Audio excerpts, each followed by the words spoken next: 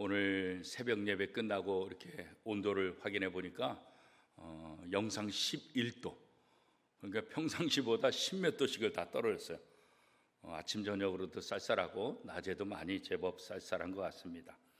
또 바깥에 이렇게 환경을 보더라도 이제 단풍 하나씩 물 들어가는 그런 모습들도 보게 됩니다. 단풍 잎들이 이렇게 물들어가는 그 모습을 통해서 사람들은 기뻐하고 환호하고 질고하고 그 단풍을 보겠다고 전국 좋은 산은 다 관광버스를 대절해서 단풍을 구경하러 가는 그런 모습들이 매년마다 연출되고 있어요. 그동안 코로나 때문에 그런 모습도 많이 잦아들긴 했지만 올해는 아마 그것들이 점점 더 많아지지 않을까 그런 생각도 합니다. 세상이 이렇게 날씨도 변하고 또 세상에 이렇게 나무들의 잎 색깔도 변화됨을 통해서 또 많은 사람들이 행복하고 즐거워하고 있습니다. 자, 그렇다면 우리 성도들은 우리 신앙의 연조가 깊어가면 깊어갈수록 어떤 변화를 하고 있을까? 저 단풍잎처럼 내 모습들도 다른 사람들에게 아름답게 비춰질까? 그 아름다움을 보기 위해서 전국의 수많은 사람들이 관광차를 이용해서 그 단풍을 구경하러 가고 있는데 오늘 주변에 나를 바라보는 사람은 어떨까? 내게로 더 가까이 다가오고 있을까? 나를 바라보면서 참 인생 멋있다.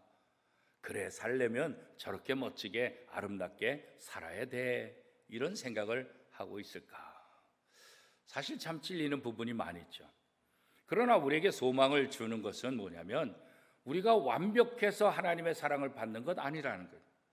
우리가 좀 더 부족함이 없기 때문에 다른 사람들을 사랑하느냐? 그것도 아니라는 거예요.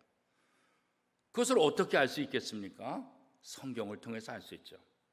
특별히 오늘 본문에 나와 있는 이 야곱의 인생을 통해서 야곱이 하나님의 복의 주인공이 될 수 있었다는 것, 야곱을 통해서 12아들을 낳아서 그 12아들이 이스라엘의 12지파의 기본이 되었다는 것, 인간적으로 생각하면 야곱은 절대로 복받을 수 없는 존재다. 야곱은 하나님 앞에 쓰임받을 수 없는 존재라. 인간적인 평가는 그렇지만 하나님의 평가와 하나님의 생각은 다르다는 거예요. 여러 가지 문제가 있고 여러 가지 약점들이 있음에도 불구하고 하나님은 이 야곱을 통해서 하나님의 일을 하나씩 펼쳐가는 모습을 우리는 성경을 통해서 확인할 수 있습니다.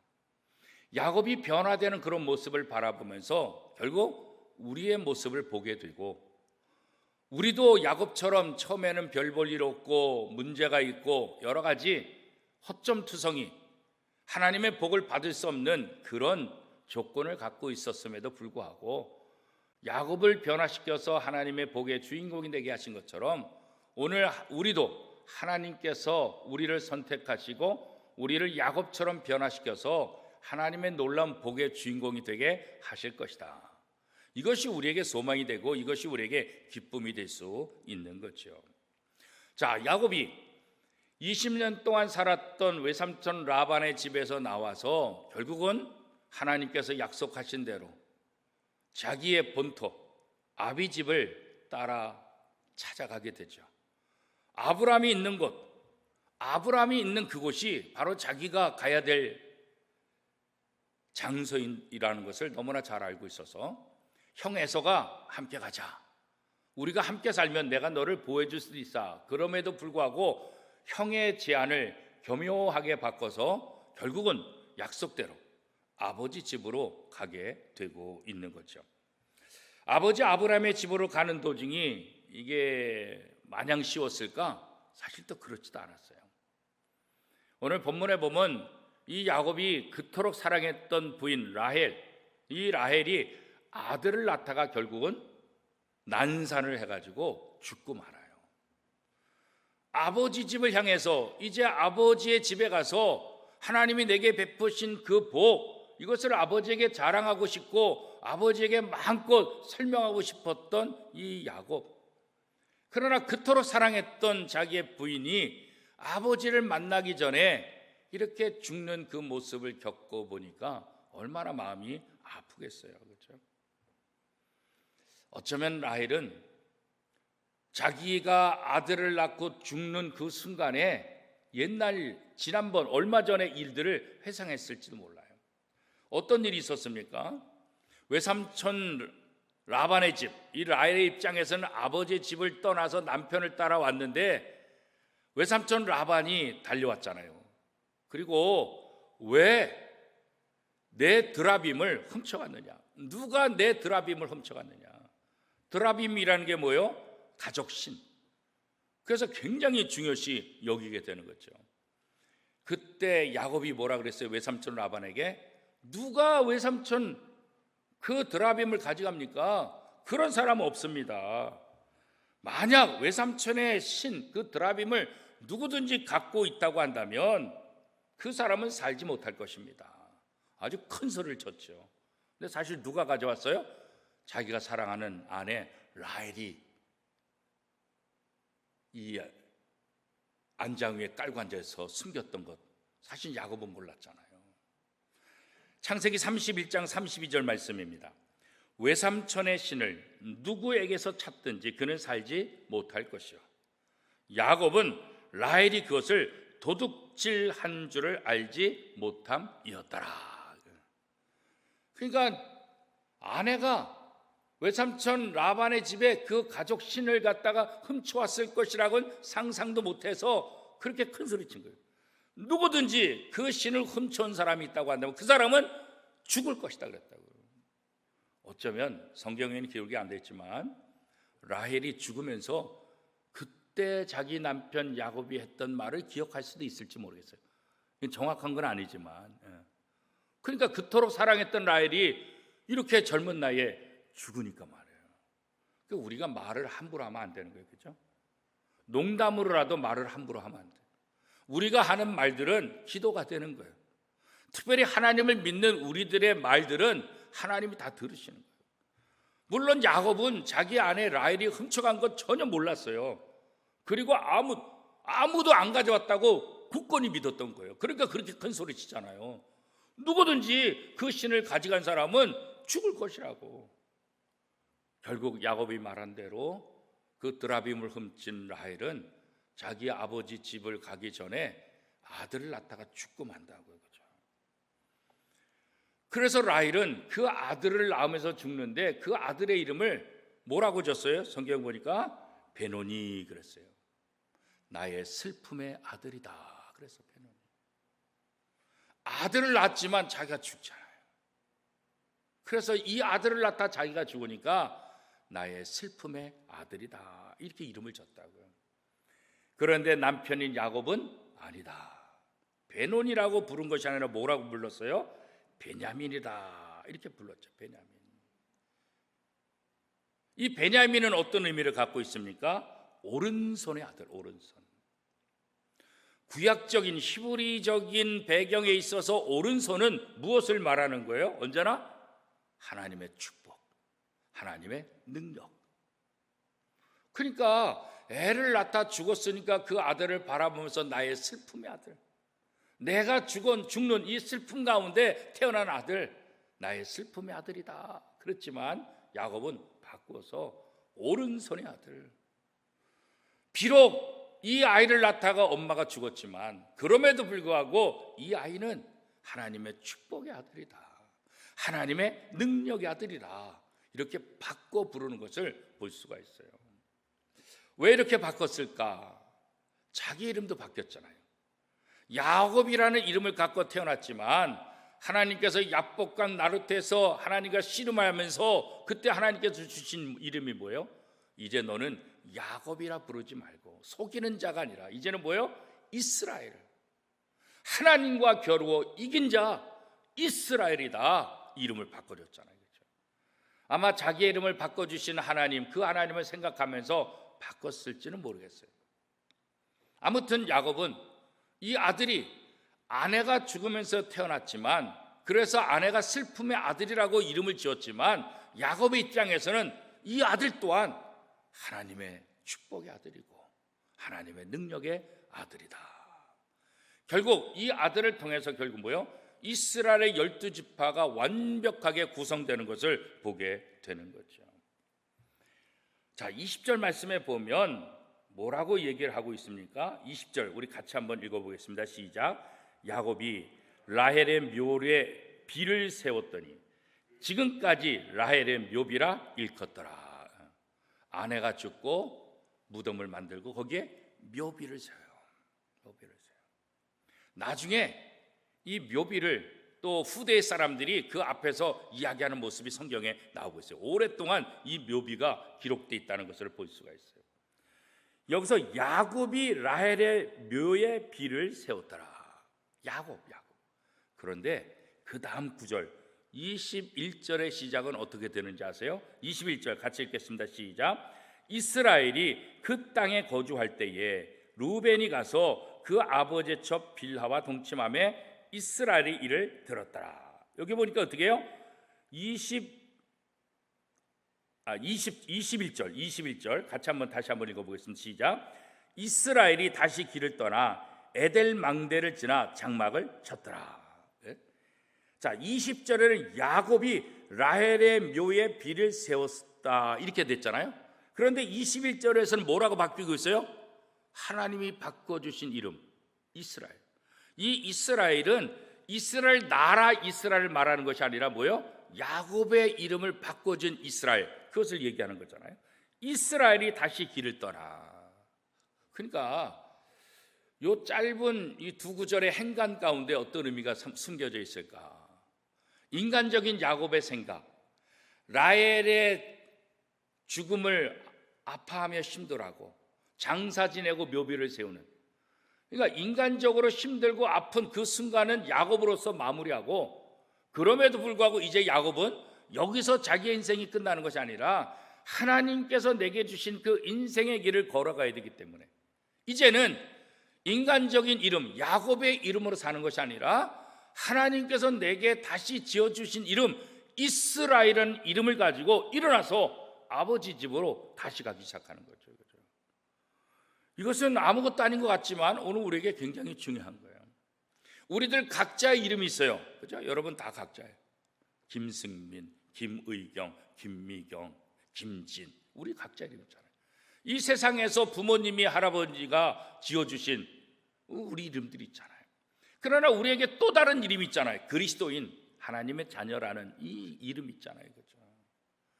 우리가 이 세상에 살 때는 뭐 여권이나 주민등록이나 운전면허증이나 세상의 이름을 사용하지만, 그러나 우리가 이 땅에서 삶을 살 때 우리 개인적인 이름으로 살아가는 것보다 더 중요한 건 뭐겠어요? 이제 인간 김승민, 인간의 어떤 그 이름이 아니라 그리스도인, 하나님의 자녀라는 이름을 가지고 다시 이 땅에서 삶을 살아가야 될 책임이 우리에게 있다는 것을 다시 한번 보여주고 있는 거죠. 라헬이 그 아들이 베노니가 아니라 베냐민으로 될 수 있었던 것은 결국 하나님이 야곱을 이스라엘로 바꿔 부르시면서 이 연약한 야곱에게 주신 그 약속을 이루기 위해서 야곱도 자기의 아들을 베노니가 아니라 슬픔의 아들이 아니라 하나님의 축복의 아들, 하나님의 능력의 아들로 바꿔 부를 수 있었던 거죠. 야곱은 사랑하는 라헬의 죽음을 슬퍼하면서 이제는 야곱이 아니라 이스라엘로서 하나님의 약속을 바라보는 그런 모습을 우리에게 다시 한번 보여주고 있는 거예요. 우리도 이 땅에서 여러 가지 어려운 문제를 만날 수 있죠. 힘든 또 고통의 삶을 살 수가 있어요. 그 순간에 인간, 우리 이름으로써 그 문제를 해결하는 것, 이것도 중요하지만 쉽지 않잖아요. 그러나 그리스도인, 하나님의 자녀라는 이 이름으로 하나님 앞에 나아가 기도하고 하나님의 말씀을 붙잡고 다시 일어서서 내게 주어진 사명을 감당해서 한 걸음 한 걸음 걸어 나가는 것, 이게 바로 성도의 삶이다. 믿음을 가진 성도의 삶이 바로 이런 것이다. 야곱을 통해서 우리가 그런 것들을 다시 한번 보게 되는 거죠. 이 야곱의 입장에서 가장 슬펐던 일들이 이렇게 쭉 이렇게 나오잖아요. 이렇게 뭐 여러 가지가 생각이 될 수 있죠. 자기가 좋아하는 여인 라헬을 아내로 삼기 위해서 7년 동안 죽으라고 이랬는데 첫날 밤을 지내고 나니까 자기가 사랑했던 라헬이 아니라 그 언니 레아가 자기 부인이 되어 있는 모습, 그게 아마 굉장히 충격적이었죠. 슬픈 일이죠. 그렇죠? 외삼촌 라반이 품삯을 10번이나 바꾸면서 자기를 괴롭혔던 일, 그것도 슬픈 일, 충격이죠. 그러나 진짜 충격 중에 하나는 그토록 사랑했던 라헬이 오래 살지 못하고 아들을 낳다 죽는 그 모습들. 그렇죠? 이렇게 야곱은 인생에서 중요한 순간순간마다 기쁨이 아니라 충격과 슬픔으로 맞이했던 과거들을 기억하고 있지요. 그래요. 하나의 슬픔을 극복했다고 해서 우리에게 슬픔이 더 이상 오지 않느냐? 그렇지 않아요. 하나의 고난을 통과했다고 해서 우리에게 다시 고난이 오지 않느냐? 그렇지 않아요. 여전히 고난은 다가올 것이고 여전히 슬픔은 우리에게 다가올 것이에요. 아내가 죽고 아내를 장사 지냈던 이 이스라엘의 슬픔이 위로가 온전히 되지 않은 그런 상황 속에서 또 다른 슬픔의 소리가 들리죠. 그것이 바로 22절이죠. 우리 같이 한번 읽어보겠습니다. 22절 시작. 이스라엘이 그 땅에 거주할 때 르우벤이 가서 그 아버지의 첩 빌하와 동침함에 이스라엘이 이를 들었더라. 아내를 잃은 그 슬픔, 이것이 채 가시기도 전에 장남 르우벤이 그 아버지의 첩 빌하와 동침했다. 이게 말도 안 되는 거잖아요. 말도 안 돼.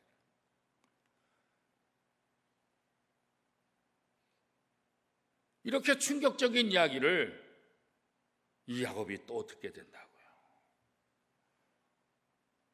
마찬가지로 우리의 삶 속에서도 고난은 계속해서 다가올 것이고 우리에게 여러 가지 슬픈 소식들은 계속해서 다가올 수밖에 없어요.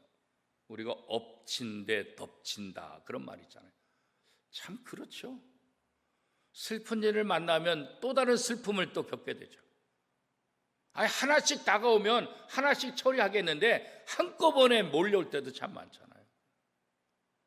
우리 인생이 다 그렇다는 거죠. 그러나 야곱이 이스라엘로서 다시 일어나서 자기에게 주신 사명, 자기에게 주신 약속, 그것을 이루기 위해서 걸어갔던 것처럼 우리도 그 슬픔을 딛고 일어서서 우리를 향하고 계신 하나님의 그 음성을 들으며 한 걸음 한 걸음 멋진 신앙의 삶을 살아가야 된다는 거죠. 우리가 슬픈 일을 만났을 때 우리가 어떻게 대처하고 있습니까? 왜 나한테 이런 일이 일어나지? 하나님, 도대체 내가 잘못한 게 뭡니까? 그렇게 원망하고 한탄하고 절망 속에 빠져 사는 그런 모습이 우리 속에 있습니까? 아니면 그럼에도 불구하고 내 인생의 모든 것을 주관하시는 분은 하나님이시니 여기에 하나님의 무슨 뜻이 있겠다. 하나님의 음성에 귀를 기울이고 매 순간마다 나를 도우시고 매 순간마다 나를 이렇게 세우시는 그 하나님의 약속의 말씀을 붙잡고 하나님을 의지하며 또 다른 소망을 바라보며 살아가고 있는가? 우리는 둘 중에 하나잖아요. 그렇죠? 하나님의 자녀라고 한다면 어떤 상황 속에서도 하나님이 나를 버리지 않는다. 어떤 상황 속에서도 하나님은 나를 멸망시키지 않는다. 이 분명한 확신, 이 분명한 믿음이 오늘 우리에게 필요한 거예요. 이것을 우리가 믿는 거죠. 그렇습니다. 하나님은 하나님의 자녀들의 삶에 절대로 방관하지 않아요. 그냥 내버려 두지 않아요. 내버려 두는 것 같지만 언제나 하나님이 지키시고 인도하신다는 사실을 우리는 성경의 인물을 통해서 확인하고 있지 않습니까? 하나님은 누구보다도 선한 아버지의 모습으로 우리를 인도하세요. 진노의 그 자리에서 우리를 건져내셨잖아요. 멸망의 구렁텅에서 우리를 건져내셨잖아요. 그리고 우리의 죄를 용서해 주시고 하나님의 자녀로 삼아주셨죠. 저 영원한 하나님 나라 천국을 소망하며 살아갈 수 있도록 우리를 인도해 주셨잖아요.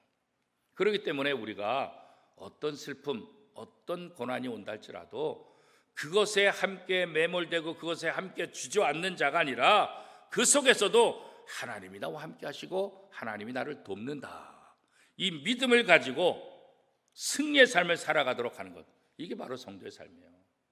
저와 여러분의 삶이 그런 삶이 될 수 있기를 축복합니다.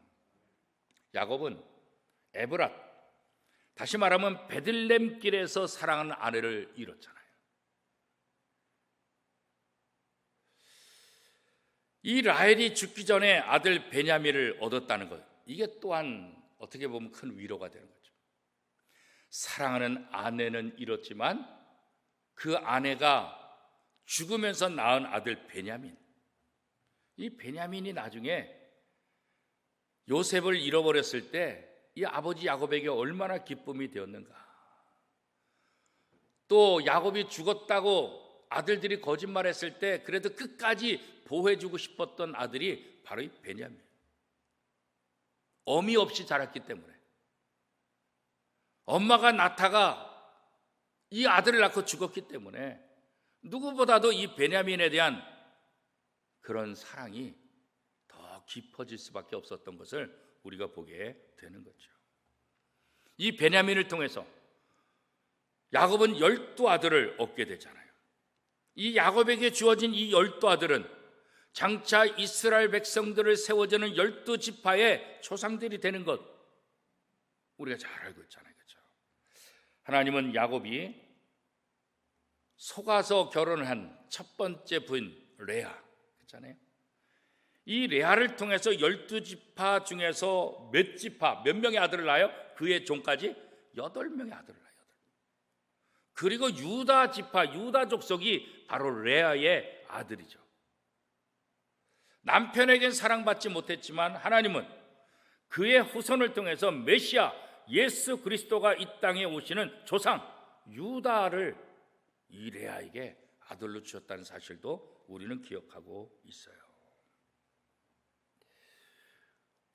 루벤도 아버지의 첩과 동침하는 정말 씻을 수 없는 잘못을 저지르고, 여동생 디나가 성폭행 당함을 통해서 이 시몬과 레위도 세겜 사람들에게 거짓말을 말해서 그들을 칼로 다 쳐 죽이는 그런 악한 죄를 저질렀어요. 그죠? 그럼에도 불구하고 하나님은 이들까지 다 포함해서 이들 12명을 이스라엘의 가장 기초적인 지파를 세우는 그 수장으로 삼고 계시다는 거예요. 자, 이것을 보면 우리가 무엇을 알 수 있겠습니까? 하나님의 백성이 되는 것, 하나님의 복을 받는 것은 전적으로 우리에게 달리는 것이 아니라 하나님의 은혜라는 사실을 다시 한번 생각하는 거예요.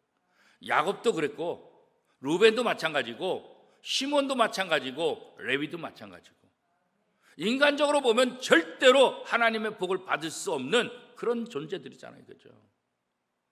그런데 하나님은 하나님의 은혜로 강권적으로 그들에게 축복의 통로가 되게 하시고 하나님의 놀라운 계획을 이루시는 그 한 방편으로 삼고 계시다는 거예요. 그래서 오늘 우리의 삶 속에서는 하나님을 전적으로 의지하는 믿음이 필요한 거예요. 나 같은 죄인 용서해 주신 하나님의 은혜, 인간적으로 보면 전혀 하나님 앞에 쓸모없는 인간이지만 하나님의 그 전적인 은혜와 사랑으로 나를 불러주시고 하나님의 자녀 삼아주신 것, 그 은혜에 감사하고 감격하는 삶, 그게 바로 신앙의 삶이고 믿음을 가진 사람들의 삶이다. 우리가 이거 생각해야 돼요. 하나님의 백성이 되는 것이 그 사람에게 달리는 것이 아니라 하나님의 전적인 은혜라는 거예요. 그리고 부족하고 연약하지만 그 사람을 통해서 하나님께서 어떻게 역사하시는지 우리는 성경을 통해서 보게 되잖아요. 오늘 교회도 마찬가지죠. 오늘 저와 여러분도 마찬가지죠.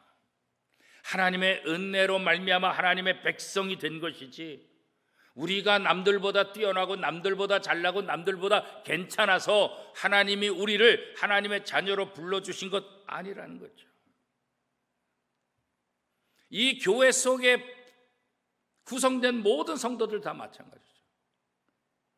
우리는 이 교회를 통해서 성도들 한 사람 한 사람을 바라보면서 그가 완벽하기 때문에, 그가 성도답기 때문에 그를 사랑하고 존중해 주는 것이 아니라 저 사람도 나처럼 하나님의 전적인 은혜를 통해서 하나님의 자녀가 됐구나, 구원받은 백성이 되었구나, 이 생각을 다시 한번 해보는 거예요.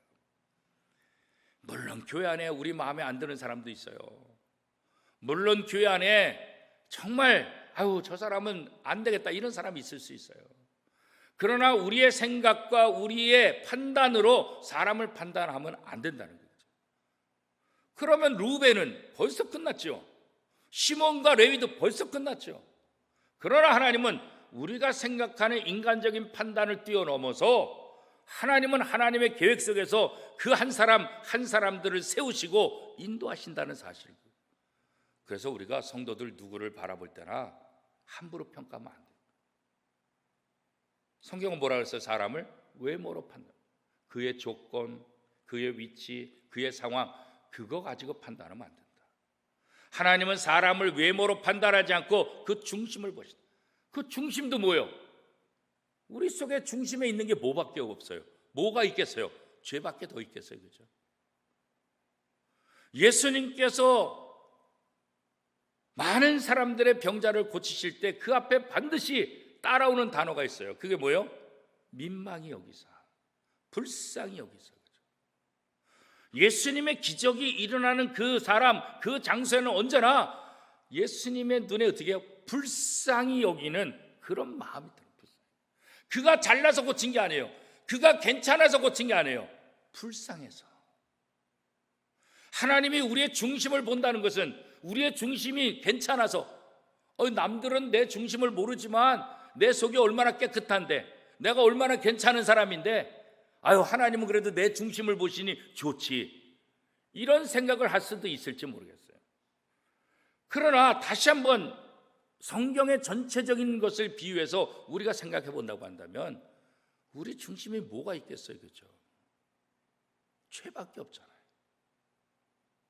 우리 중심에 있는 그 죄를 바라보시면서 불쌍히 여기시는, 그러니까 하나님이 우리에게 어떤 행동을 하겠어요? 은혜를 베풀 수밖에 없죠. 은혜를. 저 불쌍한 것, 은혜를 베풀 수밖에 없죠. 은혜를. 그런 면에서 오늘 교회 안에 들어온 모든 사람들은 뭐예요? 하나님의 은혜를 받은 사람이다. 나만 하나님의 은혜를 받은 사람이 아니라 내 옆에 있는 모든 사람들도 하나님의 은혜를 받은 사람이다. 그러니까 어떻게 돼요? 모두 다 나와 똑같은 사람. 그래서 모두를 사랑하고자 하는 그런 마음이 우리에게 필요합니다. 누구도 내 옆에 있는 사람을 정죄할 수 없다는 것. 누구도 내 옆에 있는 사람을 나보다 더 나쁜 사람이라고 그렇게 평가할 수 없어요. 하나님 앞에 다 우리 종종 그러면 도끼인 객끼이다 그러잖아요. 하나나 둘이나 다 도끼인 객끼, 도토리 기적이다 그런 말 하잖아요, 그렇죠? 뭐 잘났으면 얼마나 잘났고 믿음이 있으면 얼마나 믿음이 있고, 그렇죠? 하나님 앞에 우리는 다 부족한 존재라는 거죠. 그럼에도 불구하고 하나님은 그런 부족한 사람들을 선택해서 하나님의 놀라운 역사를 이루어가신다는 거예요. 이게 또 은혜예요. 이게 은혜. 그래서 우리에게 소망이 있는 거예요. 내가 완벽해서, 내가 능력이 있어서, 내가 괜찮아서 하나님이 나를 사용하는 것이 아니라 하나님의 전적인 은혜로 나같이 연약하고 나같이 부족한 사람도 하나님 앞에 쓰임 받을 수 있다. 그래서 제가 야곱을 좋아하는 이유 중에 하나가 바로 그거예요. 요셉 그러면 진짜 부담스러워요. 요셉. 종종 아들의 이름을 요셉으로 지어주는 부모님 계시잖아요. 그 요셉이라는 이름을 갖고 사는 아들은 얼마나 괴로울까, 그렇잖아요. 네? 요셉은 얼마나 완벽했어요. 부족함이 없잖아요, 그죠? 근데 야곱은 어때요? 이건 망나니. 처음부터 거짓말하고 속이고 엉망으로 살았잖아요, 그죠? 그런데 그런 야곱이 하나님의 축복의 통로가 되었다? 이러면 어때요? 내게 소망이 있는 거지. 야곱도 쓰임 받았어. 그러면 나도 쓰임 받을 수 있겠구나. 그런 소망이 우리 속에 있지 않겠어요, 그죠? 이게 복음이지, 이게 복음이지. 그래서 야곱의 인생을 가만히 돌아보면 우리의 소망이 되는 거예요. 야곱의 인생을 통해서 우리의 모습을 보게 되는 거예요. 야곱의 인생을 통해서 나도 하나님 앞에 쓰임 받을 수 있겠구나, 그런 소망을 우리가 갖게 되는 거죠. 그래서 우리가 어떤 상황 속에서도 절망하지 말고 하나님을 의지해야 돼요. 하나님이 원하시는 것이 무엇인가, 이거 살펴야 돼요. 하나님의 은혜 속에서 내가 할 일이 무엇인가, 하나님의 은혜 속에서 나를 통해서 하나님의 뜻이 어떻게 이루어지기를 원하고 계시는가, 여기에 관심을 가져야 돼요. 교회 안에서도 하나님이 나를 부르시고, 이 원미동 교회를 통해서 하나님이 나를 부르신 이유가 뭘까? 이 원미동 교회를 통해서 나를 통해서 하나님께서 어떤 일을 행하시기를 원하시는가, 그런 기대감을 가지고 기도하며 삶을 살아가는 것, 그죠? 자격이 없기 때문에 오히려 감사한 거죠. 자격이 없기 때문에 내 안에서 역사하시는 그 하나님의 능력, 하나님의 그 세심한 섭리들, 그거 바라보면서 이거 정말 하나님의 은혜다. 왜? 내가 할 수 없었기 때문에, 나는 부족하다는 거 너무나 잘 알기 때문에.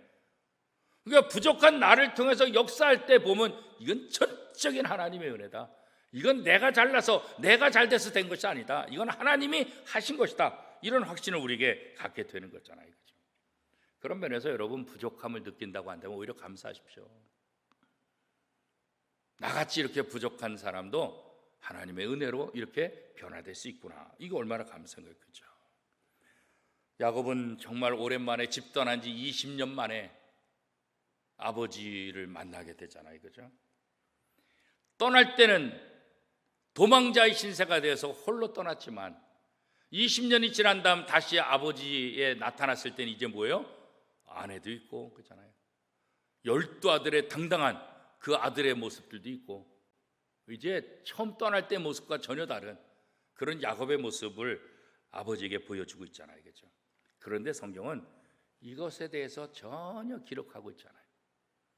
야곱이 부자가 되었다, 야곱이 12아들을 낳아가지고 아주 거대한 집안을 이뤘다, 야곱이 복받은 사람이다, 야곱이 갖고 온 저 가축대를 봐라, 그것에 대해서 전혀 관심이 없어요. 성경의 관심은 거기에 있는 것이 아니에요. 그런 부분에 대해서, 세상적인 부분에 대해서는 성경은 침묵하고 있어요. 야곱이 도착한 것이 아버지의 집, 아브라함의 집, 이삭이 거하던 헤브론이다, 이 사실을 기억하고 있지요. 그렇죠?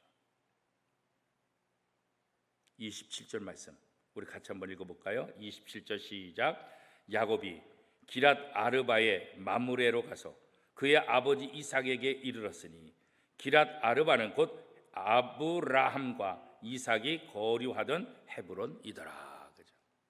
이 헤브론에 거하는 것, 이거 외에 다른 것 기록하고 있지 않아요.